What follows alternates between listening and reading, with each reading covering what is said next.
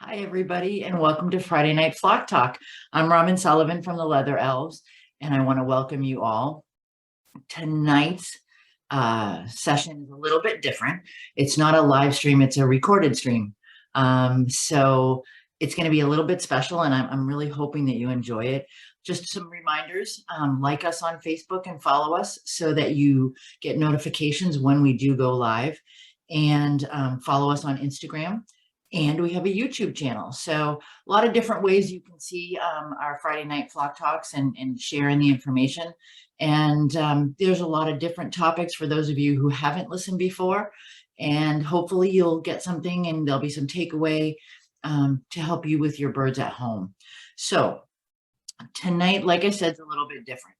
While I am sitting in Maine, enjoying watching the fall foliage and the leaves turn beautiful colors, I have some friends who were lucky enough to journey to Tenerife in the Canary Islands in Spain, to Loro Parque, to the conference there. It's the 10th conference at Loro Parque, and it's an incredible collection of parrots and parrot knowledge, and they were lucky enough to be there, and they agreed to visit with me this morning, show us a little bit of the park, and tell us what they've been learning. So we will be talking with them, and I'm really excited for what you guys are going to get to see. So let's do this.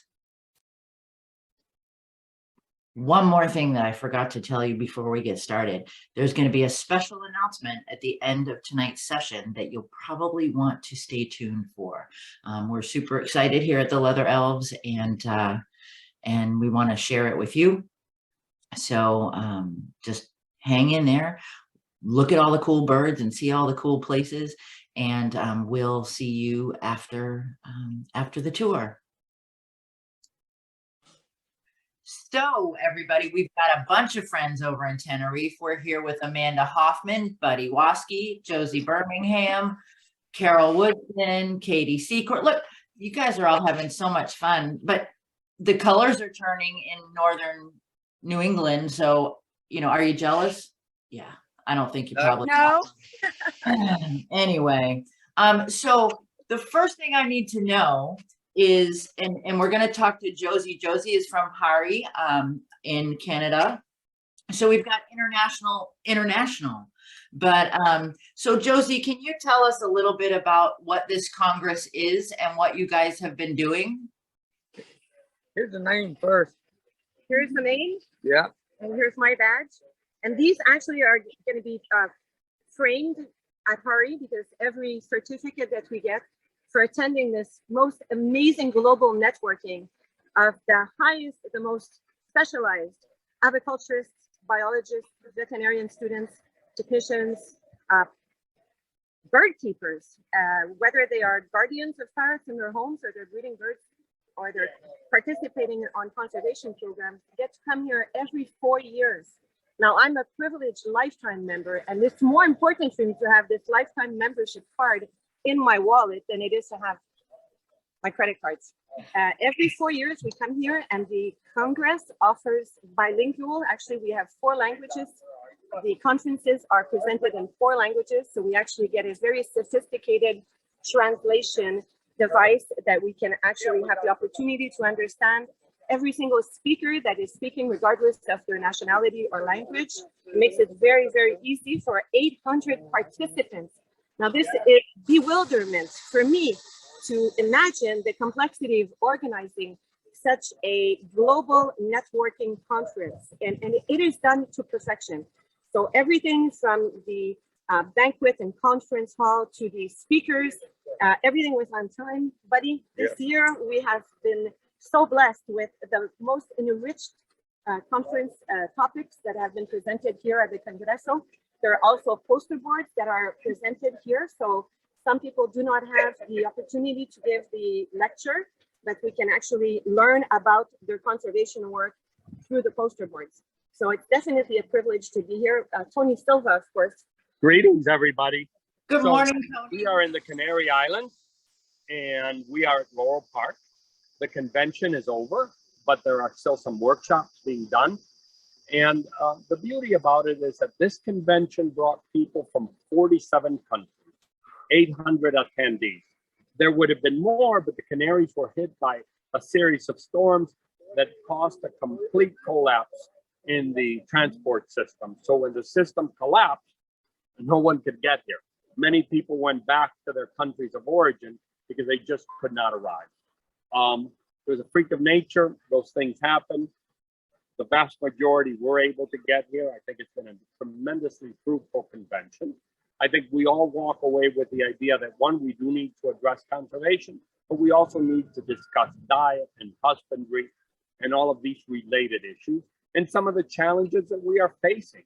Right now, Spain is looking at legislation that makes literally almost all species of animals illegal. If you've got birds, you won't be able to breed them. You won't be able to transfer them. You won't be able to give them away. You won't be able to euthanize them. You will be stuck with them until they die, and then they will be turned over to the government for verification. It is the most oppressive, draconian rules imaginable. But unfortunately, the U.S. is an observer here, looking and seeing, hey, can we do this in the U.S.? So does Portugal and France, and that's a very dangerous situation. We need to look at, when the midterm elections are coming up, who is in our camp and who is not. You can literally take your license if an animal bites a visitor.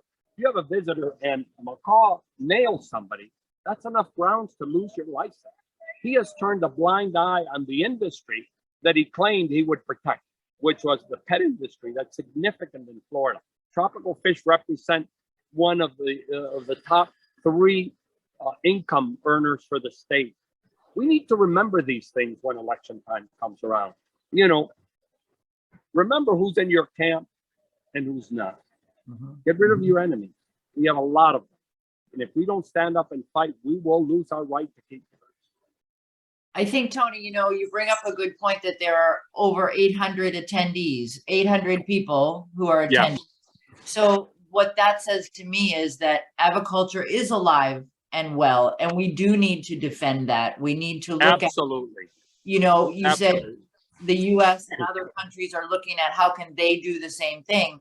Well, I think as aviculturists, we need to decide, how do we combat that? How do we make sure that doesn't happen with our birds? Yeah, and unfortunately, we need to understand that the rules will impact, many rescues say, oh, I'm glad it'll put breeders on. It applies to everybody, whether you have one pet bird, one rescued bird, 1,000 rescue birds, or 1,000 pairs of birds. It will impact everyone. And if we do not stand up, if we do not come together, if we do not fight, if we do not continue to get educated, as we see here, the global networking of education, the number of people globally that are here, we've had the privilege to network with breeders from all over the world. Pakistan, France, India, of course.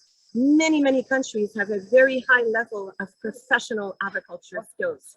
And it's important that the whole world understands, especially the animal rights people, that we are concerned about animal welfare. We are being responsible. People are paying a lot of money and leaving their facilities to come here and learn for a week. And we have the privilege to be inspired by this beautiful park that we also have the privilege to visit throughout the whole Congreso. We can actually come here as many times as we want and be inspired by all of the enrichment that we see and the design of the aviaries.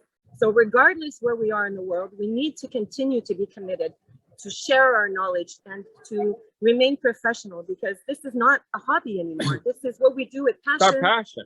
It's our passion. And we are responsible. And as you mentioned so well during your conference yesterday, there are so many amazing publications that are available to us that are being translated in so many languages. Yes. I was actually very privileged to know that Pakistan is interested to translate your book. Yeah. And this in is Urdu. And I donate the rights to the book. I didn't write them to make money. I donated the rights so that people can gain what little I know. And I say little because the birds teach me something new every day. Now, the other thing about this conference, Robin, that is so exciting is that there are workshops. So today is actually the last leg of the marathon of the Loro Parque convention. but many people are attending workshops. Now, this is workshops that are being held for hand feeding techniques and for many other topics. And so incubation as well. I think this is the one going on right now. Yeah. Right, buddy? Incubation. And so this is an opportunity of a lifetime. Every 4 years, people need to start planning now. The accommodations are available for any budget. And so I think that it's what I refer to, the green feather at Hari, is we take a little bit of money, we put it aside from the birds that we breed, and we make sure that this money will be spent to come to Loro Parque every 4 years. This is how we do it at Hari. Yes, This absolutely. is our contribution to the respect that we owe our birds. I personally funded. I won second best speaker award. I donated the money to conservation. I personally paid for the plane tickets and stay of 2 young vet kids that wanted to come here, couldn't afford it. And they said, you know, it's a great opportunity. Would you share? And you know, we got involved. Look, you know, when I die, my money stays here. It doesn't go with me. But the pleasure that I had of watching 2 vet kids come and learn and take knowledge back to their country to advance aviculture, that gives me tremendous pleasure. Very happy. I'm sorry, I didn't want to interrupt you, but Mark Hagan has been offering lifetime memberships every 4 years. We offer a lifetime membership to someone in the agricultural community or conservation that we feel should be honored. And this year we chose Laura Kim Joyner. And I'm also very privileged to have Rosemary Lowe's new book for women in conservation. Because we have to mention, I mean, Tony, there's been men that have been highlighted over the years, but yeah, women in conservation. conservation. When I grew up, there was a saying that behind every great man, there's a greater woman. And clearly, you know, I believe that we have both gender have contributed significantly. And then unfortunately, if you look at most books, they only talk about the men. They need to talk about both.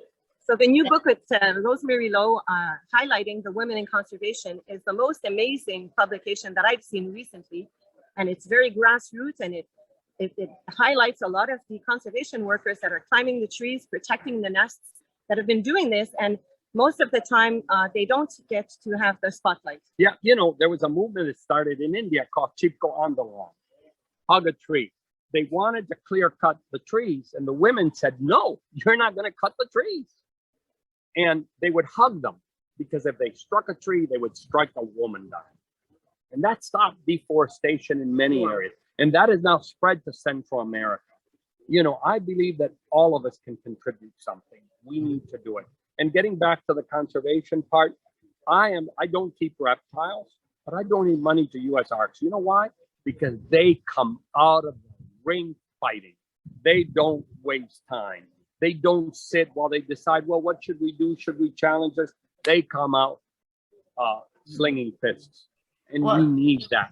We in aviculture in the U.S. have become complacent. Clearly, reptiles have far more attackers than bird keeping does. And they're fighting it, and they're gaining ground. So I provide help to them. And, you know, I've often said that U.S. Arc should be U.S. animal rights, because animal keepers' rights, because they defend all of our rights. So, you know, let's gain that fighting spirit again. Let's not let them take our right to keep birds from us. And I think, too, you know, you guys talk about the learning so much, and learning about husbandry, learning about different techniques and enrichment and conservation. And I think that goes, you know, it starts at this level with you guys, and then but it also needs to be the companion parrot owner, the person who has 1 bird or 2 birds, and they need to know these things as well, because we do need to show the animal rights people that we are indeed interested from at whatever level. We're all aviculture. Everyone that keeps birds is Absolutely. And we've always, Robin, every AFA convention, we have the privilege to have Jeffet Velez from the Puerto Rican Amazon and Ricardo explain the importance of networking with aviculturists, for conservationists as well. So over the years, they've benefited from the knowledge that aviculturists that are professionally coming out with new protocols and new techniques, such as Tony Silva, such as many, many breeders around the world, have actually contributed also to the success of the rearing and captive breeding management programs of very endangered birds. And Yeah. this fact is a fact. This is very important. And this is our greatest tool and arsenal when we have to fight with the animal rights people that don't understand that aviculture is a key important factor to the success of conservation. You know, Loro Parque spoke about saving 10 species from extinction. And all of those species have a captive component. So we need to look at that. I have to sign off. I have a number of people waiting for me for some meetings. I send everyone my regards. I'll be stateside in a few days. Fortunately, the storm that hit Florida did cause massive problems. Yes, we've got to, you know, bail out from water and debris. Fortunately, where I live, we were not impacted. But a storm like this requires that we all get involved, and all of us should donate our time. I know that Hagen and Melanie very actively helping out. And we're actually flying into Florida. I'm leaving to Florida with my son Derek, and we are going to be helping Gina Mead rebuild her macaw aviaries that unfortunately collapsed during the storm. So let me say something. If you can't go to Florida and help, thank you, Tony. hi, Tony. Thanks, Tony. Go to my Facebook page. For my birthday fundraiser is all the proceeds are going to AFA disaster relief. Make a donation. That money goes to only for disaster relief, nothing else. So you can do that on my Facebook page. That ends in a few days. So All right, so now we got to see some birds, you guys. We want to see what you're well, seeing. let's see some fish first. Amanda, can you show the boys? We're standing on a bridge here. Hey, Amanda. Those are some big On the fish. other side. Go there. The first species are St. Vincent Amazons. That's a lot of fish. Okay. Let's break, and then in about 10 minutes, Robin, we'll show the Amanda's going to show off her beautiful camera as well. yes, we'll show some St. Vincent Amazons and some Lear's macaws. All right, you guys head over there and we will catch up with you. Actually, you should do a walk as well in the canopy area. So, There you go. so you guys have come upon this first exhibit on your path. Tell us a little bit about what you're seeing and what we're seeing now, please. Well, the most impressive conservation program success was actually achieved this year, where the Lear's macaw were released a few years ago from babies that were actually bred at the Loro Parque, Verda, which is a huge breeding center. I mean, right now we're in the park, but we've also had the opportunity to visit the breeding center that houses thousands of breeding pairs. And their success with the Lear macaw has not just been reintroducing now the Lear's macaw back into the wild, but they actually bred this year for the first time. So there's actually a successful clutch that's been being parent reared as we speak. And so when we compare this to other projects that have tried to reintroduce species, it's very important to understand it's not just putting the birds back into the wild. It's working with the communities. It's making sure that the groundwork is done. It's buying the land to make sure that these birds will be protected for the next thousands of years, we hope. And what we see now is the clay licks, of course, where the Lear's macaw actually have a very particular environment. And so it's very challenging for the biologists that are actually studying these birds and inspecting the chicks, doing the chick biometric values is very complex because it's not a tree. So they need to have very skilled climbers that can actually go down to the nesting cavity.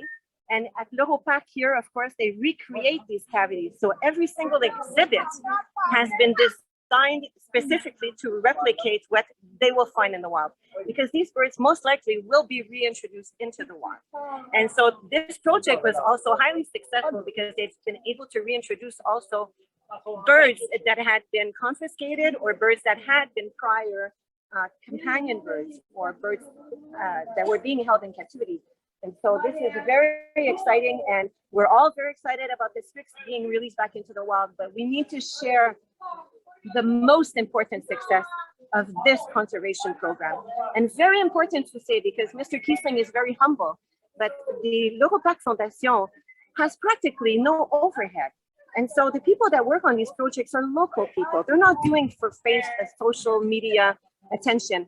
they don't send a biologist or someone that wants to go work for a project and be over glorified on social media for 2 weeks. They actually help educate the communities. So the eco guardians, the people working on the conservation programs, are actually the people that have the communities, their families there, will be the next generations. They hire former poachers, they convert them into conservationists. These are the people that are being empowered, educated. They encourage them to continue their studies in order for them to be qualified and gain the educational status and biological degrees that are necessary to reflect the seriousness of this conservation program.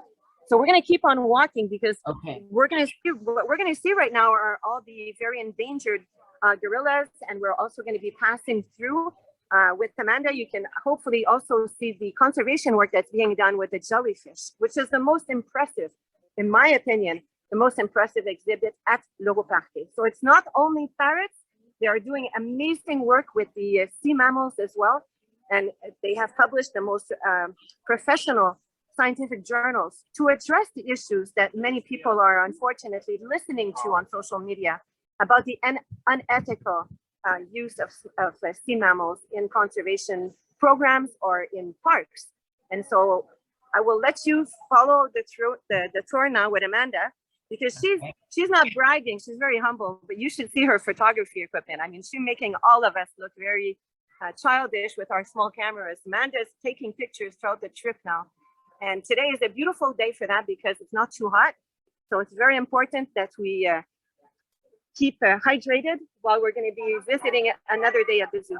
Okay, bye. Bye for now, Robin. So I'm going to pause right now, and you guys will continue on and let me know when you get to your next spot.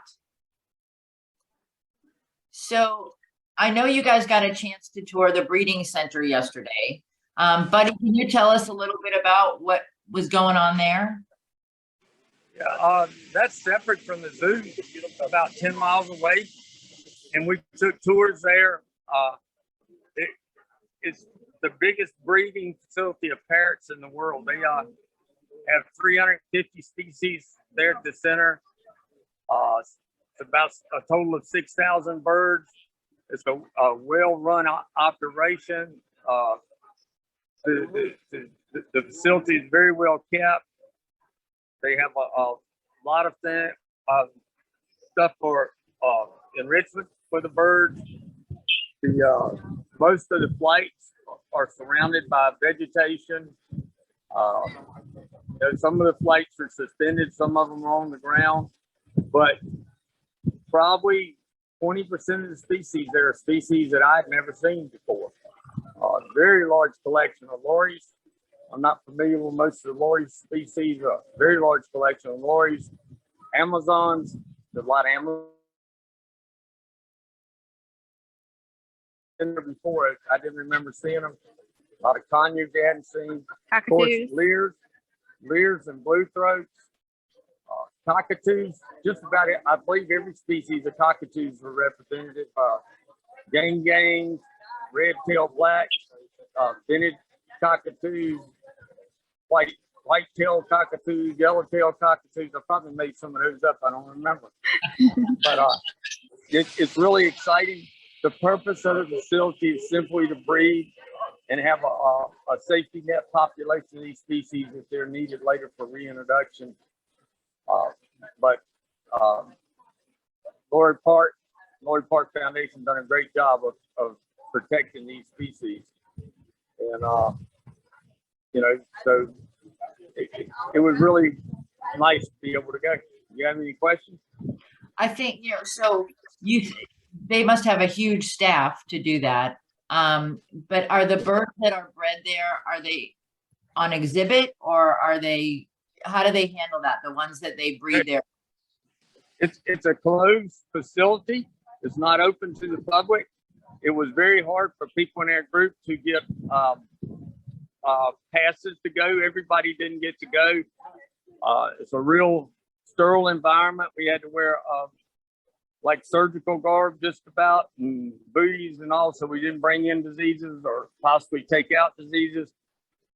And but there are a lot of species there that are not on display at Loro Parque, and some of the species it was just like one or two pairs of them. So you know that those are species that are critically endangered, or at least there are not a lot of them in aviculture. Right. But at the park is just a small part of the birds that they have, and you know, we'll tour that later and show you some of the Avery lights and all.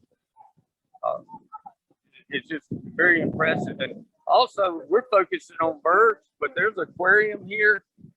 This is the full-fledged zoo. They have gorillas, chimpanzees,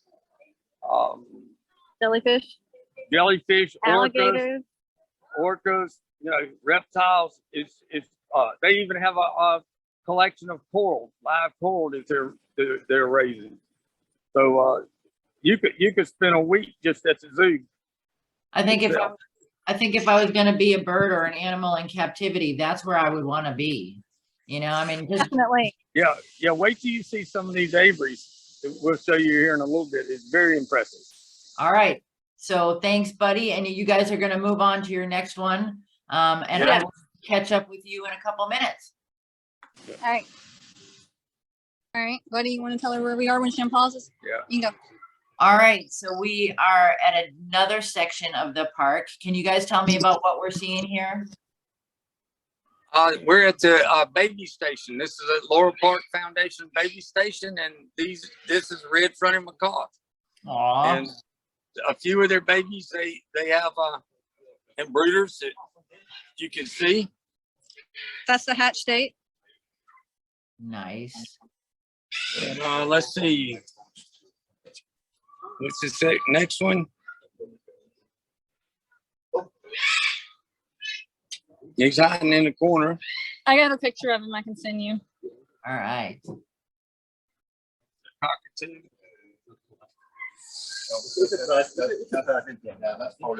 Next one here. Baby eye.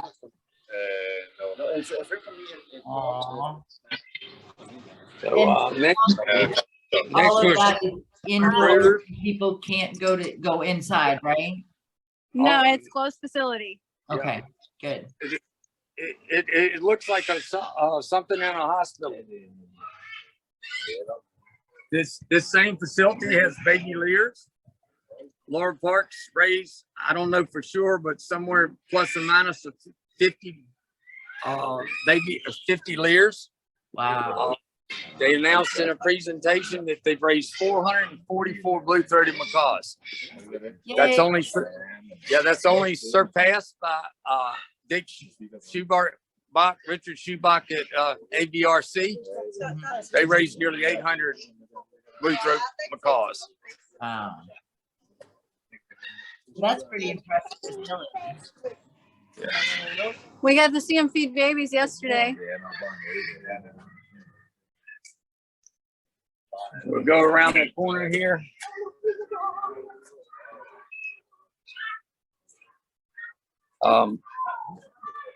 We get around here, they're older babies.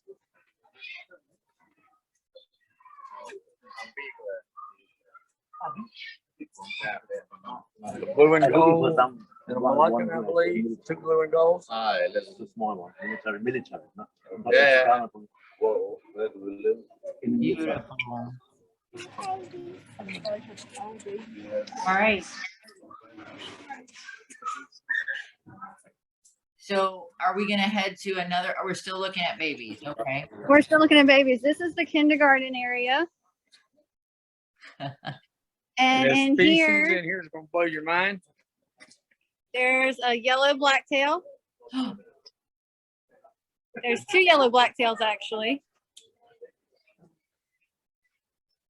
So the yellowtail blacks are just, I've had the pleasure of seeing them in the wild, and it's just, they're a spectacular species. This still like part of the nursery. You see this bird's a little bit clumsy, trying to climb and hold on to a piece of wood. Still does the little wing flap like a baby. It's like, I got this, I can do this, I know I can. then if I can find him, there's a black palm in here too. Excuse me. There he is. Oh, beautiful. And then over here, they call it pre-kindergarten. We got Amazons. Learning the ropes, so to speak, huh? Yep. They're just beginning to climb and perch. Nice. And then over here, there is more Amazons. I think it's really cool that they take that they go through the stages, that, you know, they're taking that time to show people, you know, how they're, you know, initially when they're, you know, just hatched, and then how they progress.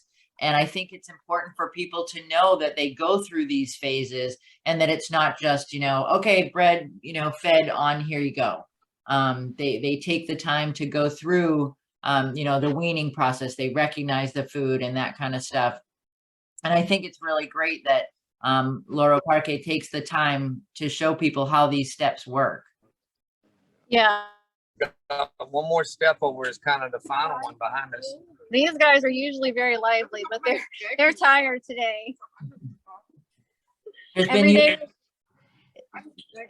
the 800 visitors who have come for the Congress have come through and seen them. So it's Oh, several Yeah. times. Part of going to the Congresses.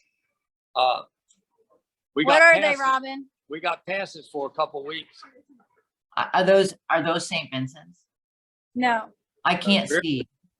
Very rare in U.S. agriculture. That's it's a blue-headed macaw. Oh, spectacular. we don't see them much in the U.S., but other parts of the world, there are a lot of them. And the good thing is that these aren't endangered. They're gorgeous. Yes. All I But- saw was the green from here, and I was kind of jumping the gun. I was kind of excited. But But this is a two-story flight. There's a basement down below with their feeding station. And so these birds have fledged and learning to fly. So there's a basement under this facility. And also in that basement's where they keep their leaders. They're more protected there.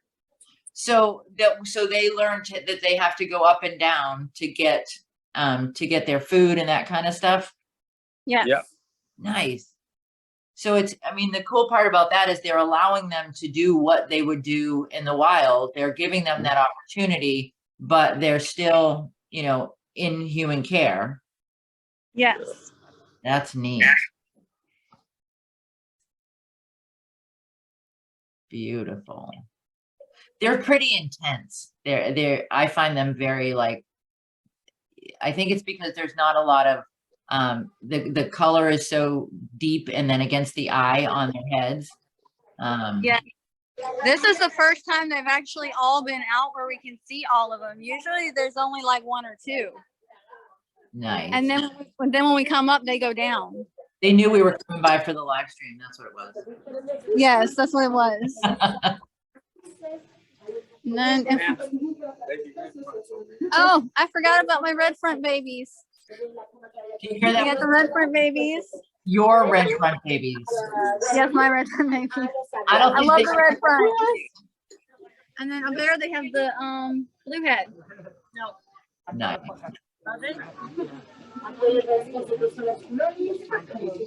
And there's so many different things for them to interact, like to go up and down, there's natural browse. That's really cool. Yep. All right, so we're gonna head someplace else, or are we still? You can pause for now because there's a tour group, but the labs and stuff are next. Okay, all right, I'm gonna pause and then we'll be back. So we have a species correction because they're birds that we don't see very often. Buddy, what are those? They're not blueheads. What are they? They're illegals. They're slightly smaller and their coloration is a little bit different. They're not blueheads. We said there were two blueheads a little while ago, but they're illegals. Okay. So, and that's a good example of, like, people do that with, when they're talking about some species are very similar, they look similar. The size here is definitely a factor. So yeah, so we just wanted to let you guys know that that's those are illagers. Yeah. Another example are Patagonian conures. Mhm. There are four species or subspecies. I don't remember which of Patagonians. There's a greater or lesser, and then there's two more of them. Well, they got two of the species on display here, but I believe they got all four if you include the breeding center. But they're just slight differences, with the exception of the greater Patagonian. It's of course a lot bigger, and we Right. don't see greater Patagonians in the U.S. Most of ours are lessers, or they might even be hybrids. All right. All right. So this is another section. What are we looking at here, you guys? This is a lab, and I'm gonna say what I think, and Amanda can correct me because I believe she's more familiar on what this is. But they're set up. I think they're doing their own DNA and maybe disease testing. Is that correct, Amanda? Amanda said yes. So this is the first side here. Some big, I don't know if it's a printer, computer, piece of equipment. Ask Taylor. Taylor can tell you. So it's the science that's going on here. This is, Yeah. you know, we always talk about you know, the husbandry end of things. We talk about conservation, but all the science that goes into it as well. And this is the kind of laboratory where that would be happening. Yeah. Yeah. It's, you know, equipment and stuff everywhere. Next one's the examination room. Now this is examination room here. That silver canister there on the left side, that's for anesthesia. Mm-hmm. Got a valve on it. They got the cone that they put over the bird's head to restrain the bird and put the cone over them. And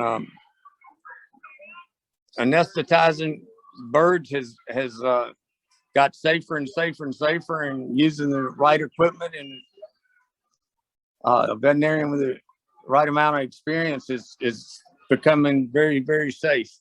And I know too, buddy, there's work going on the training side for. I believe that's around the corner.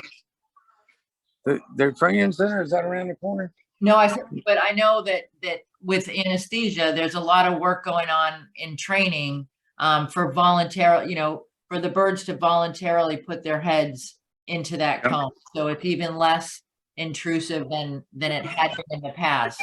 And even for birds that aren't trained, once they put the cone on, in just a few seconds, they start going to sleep, and it's not nearly as traumatic as it could be. Right.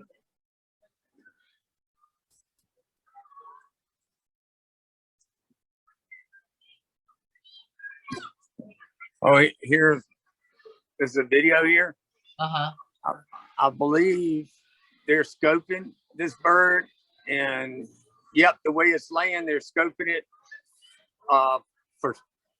to confirm the sex, and also to check the ovary or the testes, see if it's viable. Uh-huh. We have the hospital operating theater. We got a tour coming up behind us, so we're speeding up. All right. Well, I'm gonna let you guys get to the next spot, and we'll go from there.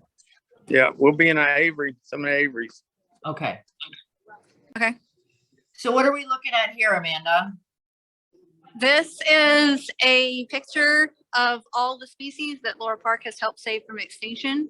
Outstanding. That's, you know, and that's the thing. It's, yes, it's a facility that people can go and visit, but it's also doing some amazing critical work in conservation. So very cool. It is. So we're now, you guys have gotten to the point where you're in the aviaries. Buddy, what are we seeing? What are we looking at? This section is cockatoos. So right here, we got Galahs, Leadbetters, or maybe Mitchell. What's the other one up there, Amanda? Looks like a dolphin or a bear eye. And these are just flights for individuals. individual species, and they're amazing. In the back over there, some black cockatoos that look like yellowtail blacks. Can't really see them because of where they are. Right. Yeah. And these flights, the last time we were here, that mesh is like a 3/4 inch mesh. It's stainless steel, and I believe it's painted black. Huh. It's not available in the U.S. Very expensive. I don't think there's any right there. So the structures in there, there's a lot of space for them to climb, it looks like, and they've got, you know, plenty. It's a wonderful flight. Plenty of room to fly, plenty of room to climb. So different species that are in here. And I think, you know, something else to note here is that they really do try to, There's bear ride. there you go. Good identification, Amanda. Well, and especially because I usually do macaws and not cockatoos. But I think it's nice that they really try to make the aviaries and the habitats as natural as possible. I don't know if you can really see those. Red-tailed black cockatoos. They're so gorgeous. It's overcast here, so you can't really see the red.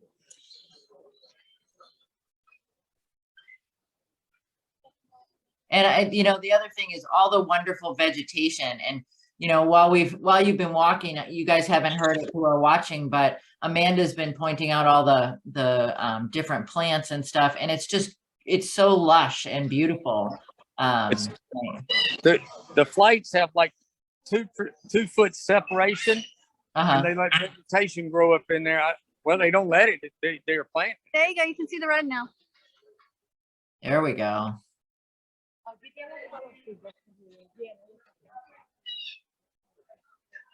Here's some.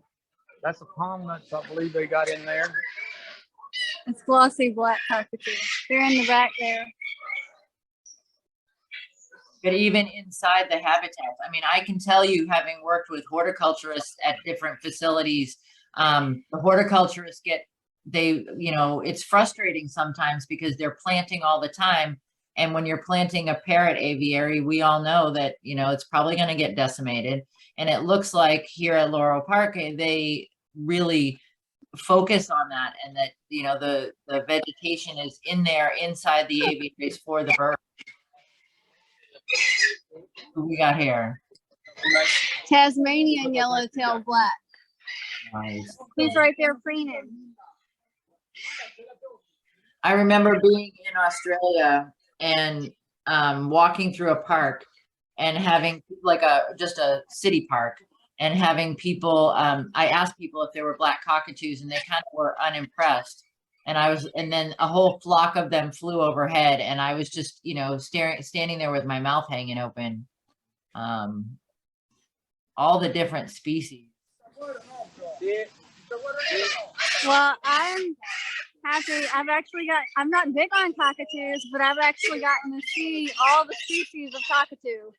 Nice. This aviary has a couple humongous Moluccans in it. You'll see them in the background right there. The first day we came, there was actually an umbrella. I don't know if you can see it. There's a door back there, and there was an umbrella hanging on it, trying to open it. Oh, The first day we were here. So I gotta say, Oh, that's from my perspective, it's not ridiculously loud there. Not yet.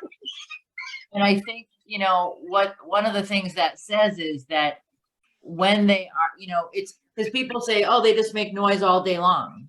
Well, they do make noise, and they can be really loud, but in an enriched environment with things to do, it's not all day long.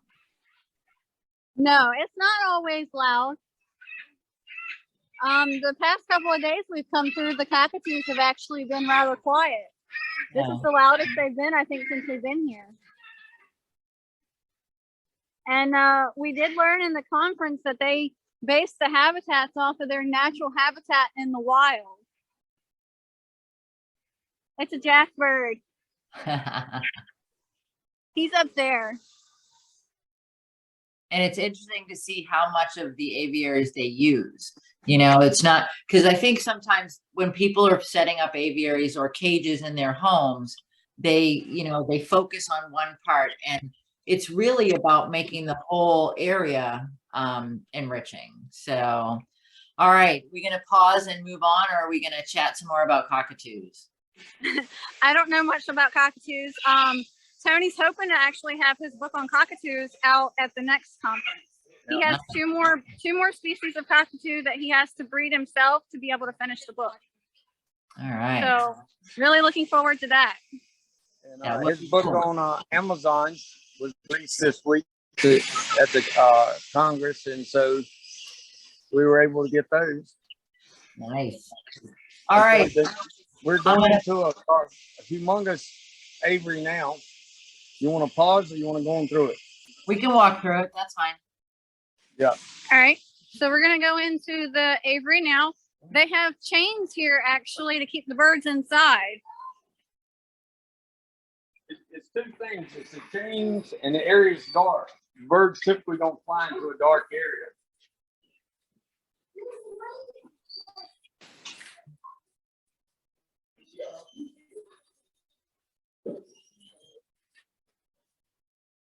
So it looks like there's a series of those barriers. It's kind of cool. Yes. And then we can go up in the little treetop thing. As you see, this is the exit. So we have to walk around to the other side to go up. Making you guys work for it this week. Well, the eclectics like to stay up too. So I walk up there. Up, look. I'm looking. There's an umbrella. Umbrella. Just hanging out and you're walking through. That's so cool. Yep. Usually they're not down this low. So what an amazing experience for people. I think, you know, we all need to start saving our pennies for 4 years from now. Yeah. Well, you can go anytime. The park's open anytime. The Congress is only every 4 years.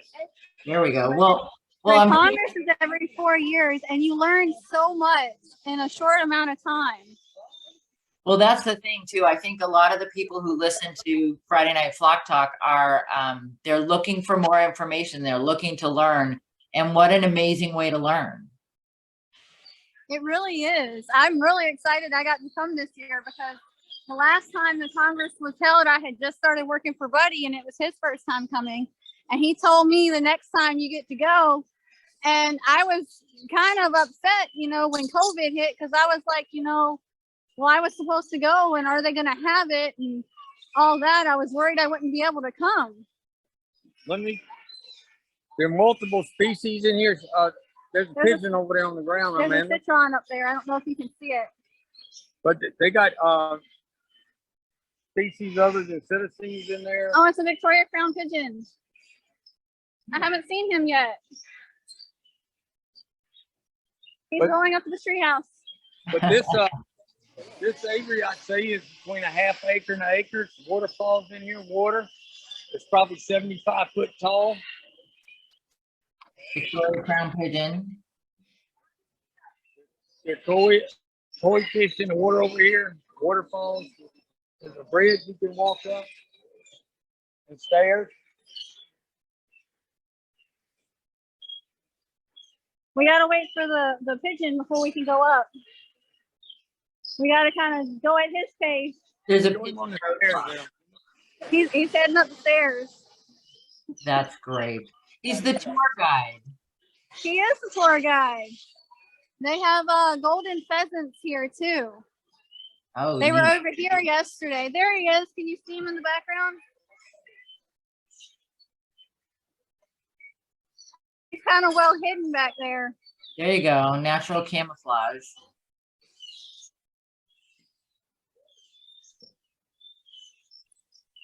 Oh, you can see the little lorikeet eating when we get up there. So are the species, so are they divided by geographic location? How do they handle that there? That I'm not sure of. But they have the little feeding stations where the birds can come eat. Oh, neat. And they got lorikeets in here, the little rainbow lorikeets.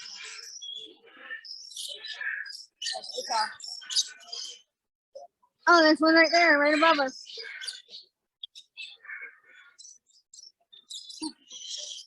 That's one of those places where you kind of go and just stand and look around, and then things change, and you look around some more and you see something different. And We caught up to our tour guide.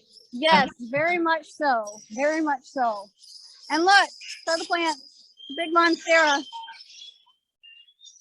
so for those of you that don't know, Amanda's other passion besides birds is plants. Yes. These guys are so full of personality. They will dance for you and laugh at you. They are so fun. You see what they're eating.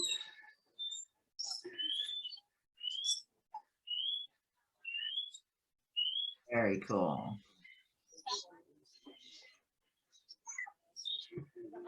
The little eclectus stay up here too. I actually haven't seen them fly since I've been here. No, that's the little black-headed lory. It's a long way down though. That's the only thing. It is a long way. And that means it's a long way up too. So you're getting your steps in. It's good. Oh yes. Definitely getting our steps in.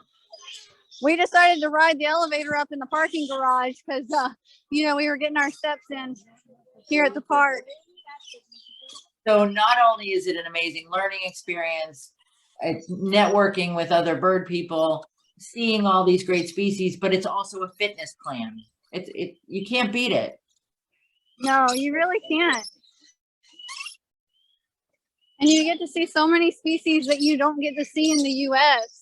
Mm-hmm.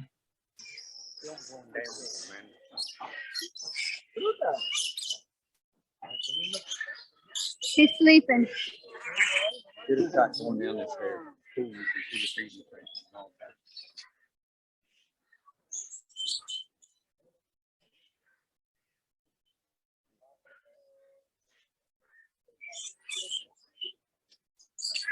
You see the galah?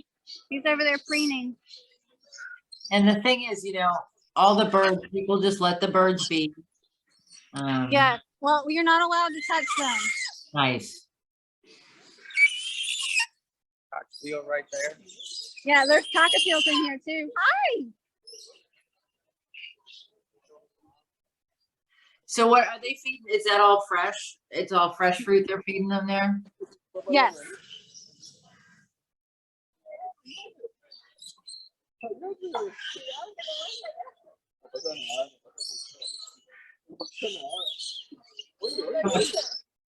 I'm not sure if he picked them up, but they're not supposed to touch the birds.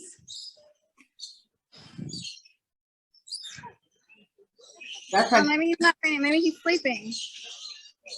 No, he's preening. it's kind of cool to be able to see all that natural behavior. And then for people at home, those are the kind of thing, that's the kind of behavior you want to elicit with what you're setting up for your birds that live in your house. Yes. And see, this is the swinging bridge that I took my eclectus pictures on the first day we were here. Because they were right here at the end of the bridge. But I'm not seeing them today. Oh, yes, I do. I see her. She's over there hiding. If it'll let me zoom in. You see her? Yep. She's like, I got this quiet space. I'm right here. Yeah. Oh, there's the male. He's sitting there too. Gorgeous. I can't tell if that's another female or if that's the black-headed lory.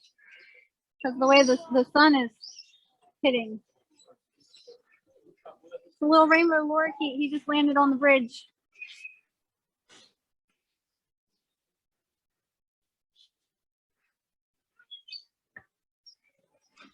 Very There's nice. the male.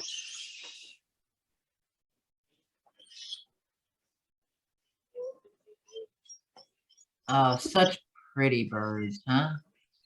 They are.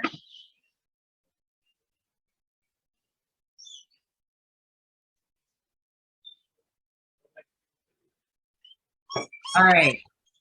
Do you guys want to take a break as you walk down? We can. Okay. Why don't we pause then, and we will head on to the next aviary when you get down to the bottom.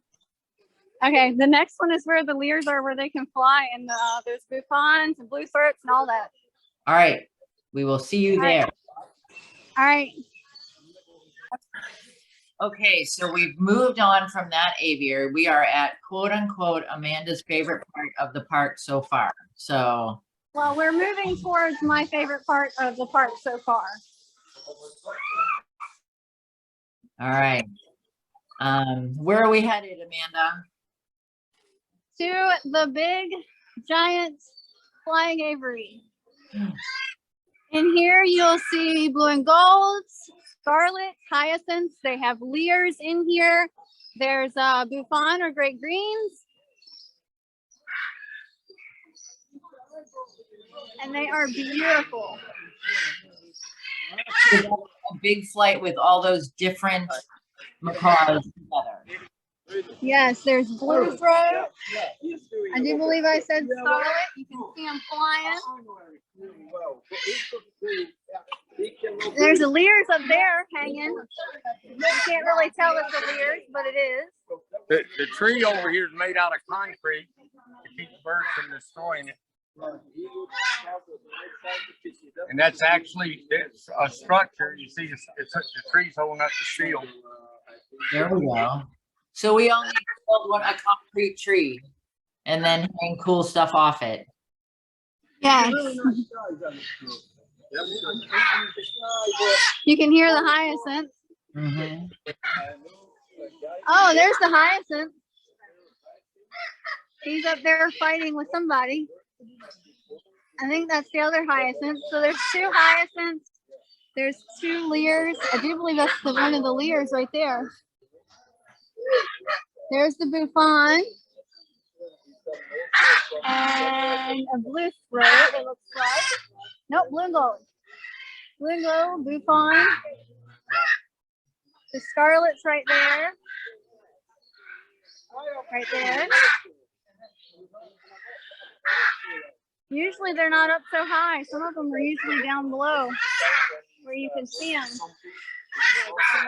So now they have access to the weather, obviously, up there.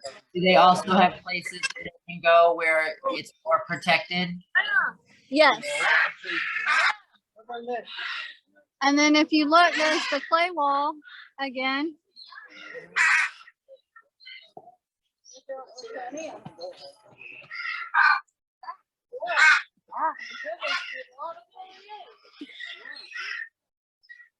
Oh, there's Amazons in here? I hadn't seen the Amazons before.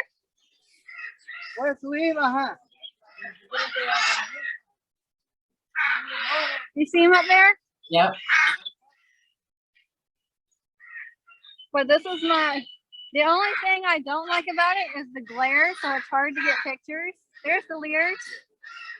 Nice. Well, that's a bird that we don't get to see very often. Like Josie was saying, you know, what an incredible conservation story that is. It is. And you can tell their difference from the hyacinths because their head is a lighter blue and their eyes and their patch by their mouth is actually a lighter yellow. And they're actually smaller than the hyacinth macaw. I haven't ever seen all of them so close together. Kind of says a lot about them coexisting. It's not an issue. Yes, here's the hyacinth.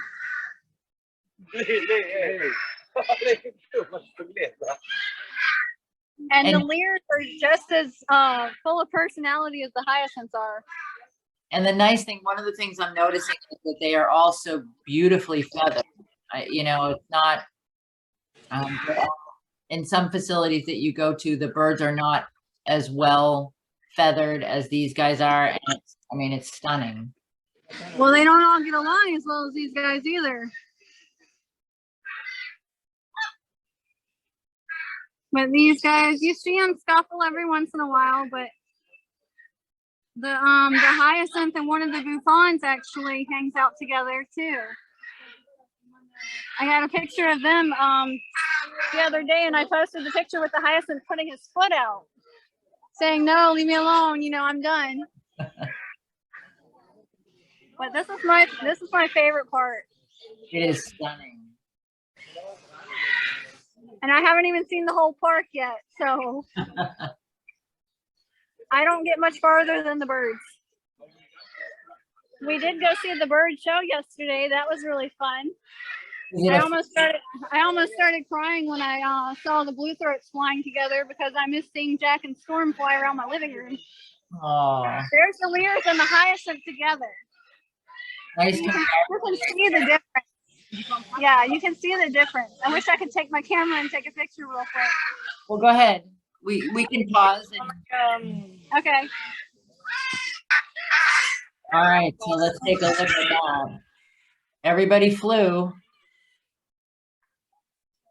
See if I can get them, if they'll do it. Everybody is up there. Yeah, good. You?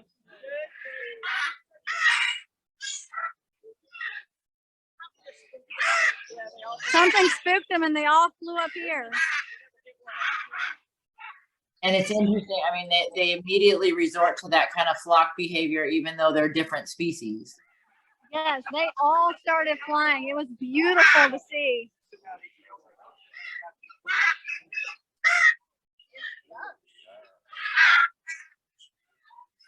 I kind of hope they'll do it again so you can see.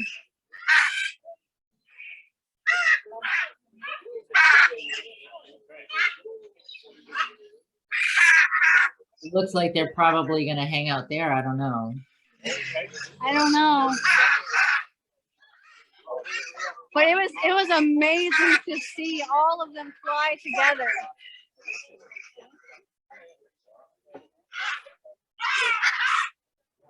Somebody's fighting.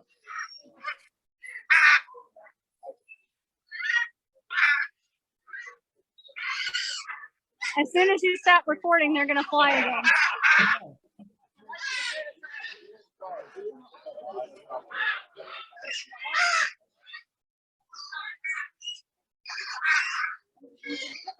But that's okay. It gives people things to think about that they, for another reason, they need to go to see those. Yeah. Kinds of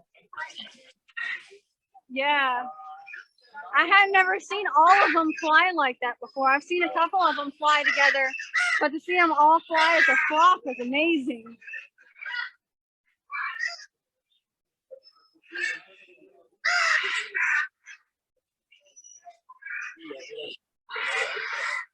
All right. Well, I'm going to pause and they'll fly for you, and then we'll move on to the next area. Okay. What an incredible experience. I want to thank you guys so much for sharing your trip to this wonderful learning experience and park with us. And, you know, Amanda, Carol, Katie, Buddy, Tony, Josie, all of you, thank you. And I know you took some time out of your day today to share that with us. So thank you, thank you, thank you. I do have one announcement, or actually a fun announcement. So the Leather Elves are going to be holding a BOGO. You've heard of a BOGO before? This is a BOGO. It's a buy one, get one for the month of October, beginning October 1st through October 31st. You order one and you get two. No need to enter a code or anything like that.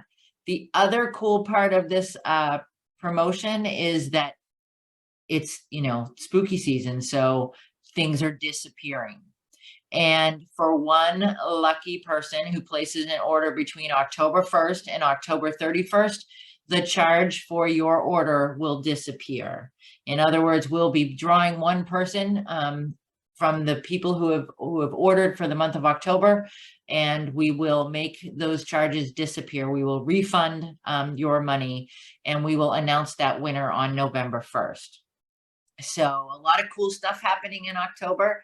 You know, we are always here and looking for ideas. If you guys have anything that you want to see on the live stream, please let me know. It's really helpful to have some of those suggestions. I do sometimes question when I'm going to run out of ideas, but the opportunities keep presenting themselves. So have a wonderful week, you guys. Thank you for joining us and sharing in this virtual trip to Loro Parque in Tenerife, and have a wonderful week. Bye-bye.